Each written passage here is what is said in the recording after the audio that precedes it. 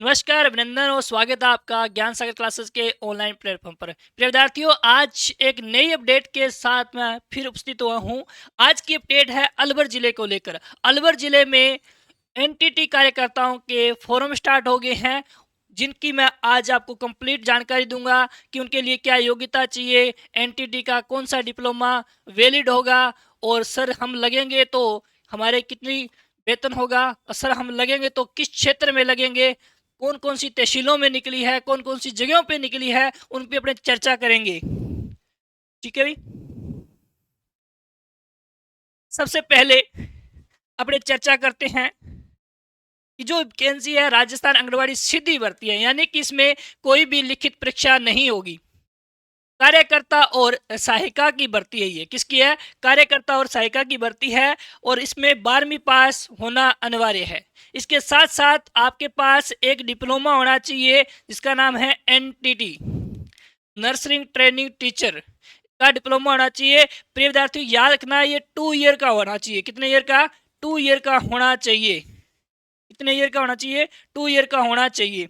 ठीक है सर, इसके फॉर्म कब स्टार्ट होंगे? देखना 23 सितंबर को इसके फॉर्म स्टार्ट होंगे। 3 जिलों में एक साथ फॉर्म स्टार्ट होंगे, 12 में, अलवर में और बीकानेर में। 23 सितंबर से फॉर्म स्टार्ट होंगे।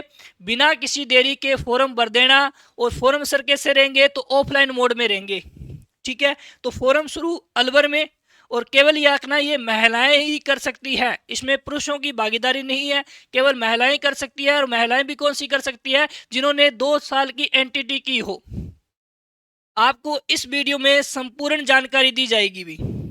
ठीक है, उससे पहले एनटीटी रिकॉर्डिंग, एनटीटी के रिकॉर्डिंग कोई भी जानकारी चाहिए तो आप दिए गए नंबरों पर कांटेक्ट कर सकते हैं। 78,5000 8692 इन नंबरों पे कांटेक्ट कर सकते हैं और एनटीटी की जानकारी ले सकते हैं। एनटीटी होनी चाहिए 2 ईयर की होनी चाहिए। और किसी विद्यार्थी ने इसकी पीडीएफ लेनी हो तो याकना GSC Anupgarh, GSC Anupgarh Telegram पर सर्च कर लेना, और आपको वहां पर इसकी पीडीएफ भी मिल जाएगी। ठीक है, एनटीटी। अब कहेंगे कुछ विद्यार्थी कि सर हमने तो ईसीसी कर रखी है तो हम नहीं लगेंगे क्या? धैर्य रखना, आपकी भी बारी आएगी। अब बारी किसकी है? अब बारी है एनटीटी करने वालों की। जिन्होंने एनटीटी कर रखी है वो कर सकते हैं। क्या सर 1 साल की एनटीटी वैलिड होगी? तो भाई 1 साल की, ये रखना 2 ईयर की है। 1 साल की 1 ईयर की एनटीटी पॉसिबल नहीं होगी। बहुत सारी ऐसी संस्थाएं हैं जिन्होंने बच्चों को 1 साल की एनटीटी करवा दी। और जब 1 साल की ईसीसी होती है तो 1 साल की एनटीटी करने की क्या जरूरत है? एनटीटी 2013 में पहले थी, वो 2 ईयर की थी, तो याखना 2 ईयर की होगी वैलिड। और याखना वैलिड कौन सी होगी? जो एनसीटी अप्रूव्ड हो, एमएसी अप्रूव्ड हो, और इसके साथ नीति आयोग आयोग से अप्रूव्ड हो, वो ही वैलिड होगी। बहुत सारी संस्थाएं हैं जो एनटीटी ईसीसी करवा रहे हैं। थोड़ा सा ध्यान रखना, एनटीटी ईसीसी सिर्फ ही आप वैलिड संस्था से करें। तो एनटीटी की रिगार्डिंग किसी भी प्रकार की जानकारी चाहिए तो आप इन दिए गए नंबरों पर कांटेक्ट कर सकते हैं। चलते हैं अपने, अब अपने क्या अलवर जिले की बात करते हैं। ये जो वैकेंसी आई है अलवर जिले में आई है, और इसकी मासिक देय राशि होगी या मानदेय होगा वो 10,000 रुपए से स्टार्ट होगा। सर आपने पिछली वीडियो में तो 11,000 बताया था। याद रखना बच्चों, ये अलवर की है। अलवर में कहाँ का? देखो पहले तो कहाँ निकली है, किसने निकाली है? करालिया उप निदेशक महिला बाल विकास विभाग अलवर ने निकाली है। ठीक है, किसने? बाल विकास विभाग ने निकाली है। ठीक है, क्या है? अलवर जिले की निम्नलिखित बाल विकास परियोजनाओं में आंगनबाड़ी सहायिका व स्वैच्छिक मानदेय सेवा के रिक्त पदों पर चयन हेतु संबंधित बाल विकास परियोजना के आवेदन पत्र आमंत्रित किए जाते हैं। कहाँ कहाँ निकली है ये भी देख लो।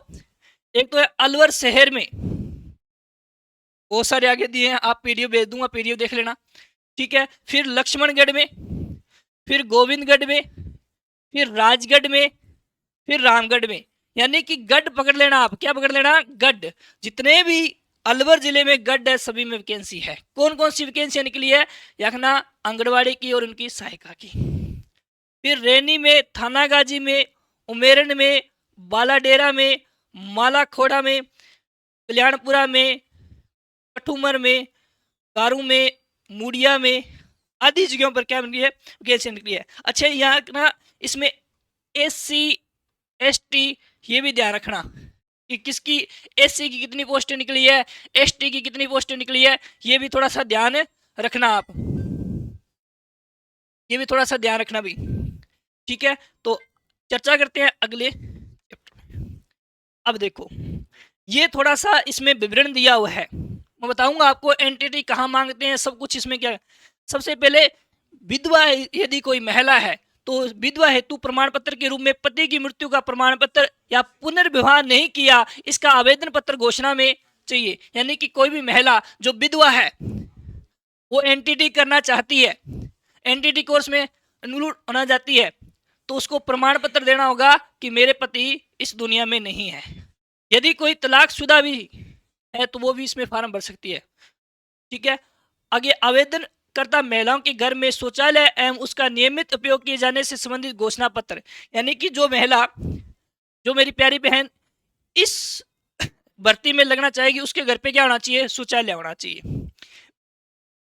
नेक्स्ट पॉइंट है आंगनवाड़ी कार्यकर्ता, मिनी आंगनवाड़ी कार्यकर्ता, सहायकों के पद चयन हेतु न्यूनतम शैक्षणिक योग्यता 12वीं उत्तीर्ण होना चाहिए। भाई कम से कम 12वीं तो तुम क्या होना चाहिए? पढ़ा होना चाहिए। ठीक है, अब सीधा आता हूं मुद्दे पे। अब यहां लिखा हुआ है एनटीटी, क्या लिखा हुआ है? एनटीटी, यानी कि तुम्हारी भी क्या किया होना चाहिए? एनटीटी किया होना चाहिए। क्या किया जनाब? एनटीटी किया होना चाहिए। सर हमने एनटीटी तो की नहीं, हमने तो ईसीसी कर रखी है।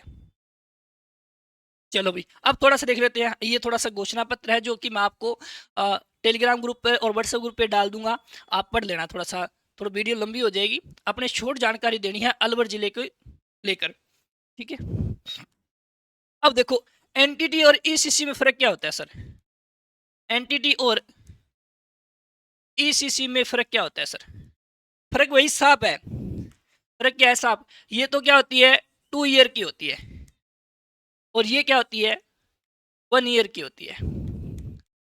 सर ईसीसी कौन करवाता है? ईसीसी 3 संस्था करवाती है भारत की, वहीं से ही करना, आप कहीं से मत करना। सिर्फ 3 संस्था करवाती है। एक तो इग्नू करवाती है,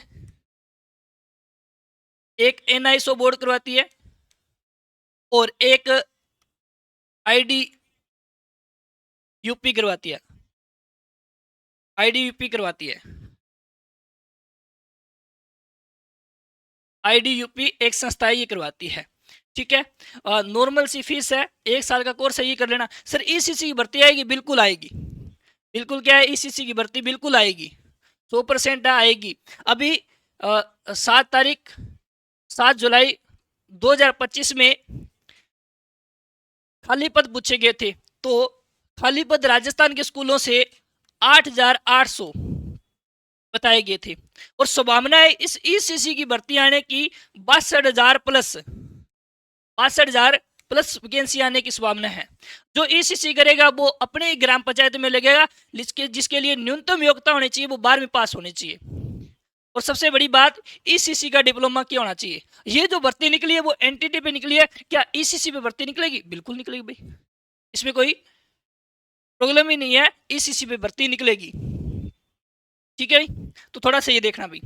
तो इस वीडियो में मेरा समझाने का तात्पर्य यही था कि जिन्होंने एनटीटी की है वो तो अब इस भर्ती में बिल्कुल लग सकते हैं, जिन्होंने ईसीसी की है वो धैर्य रखें। और याद रखना, जैसे ही एनटीटी ईसीसी की रिगार्डिंग कोई भी नोटिफिकेशन आएगा तो आपको ज्ञान सागर यूट्यूब चैनल पे जानकारी दे देंगे। आप तो क्या करना, चैनल को सब्सक्राइब कर लेना भाई, और वीडियो अच्छी लगे तो वीडियो को लाइक कर देना। मिलते हैं नेक्स्ट वीडियो में, तब तक के लिए धन्यवाद।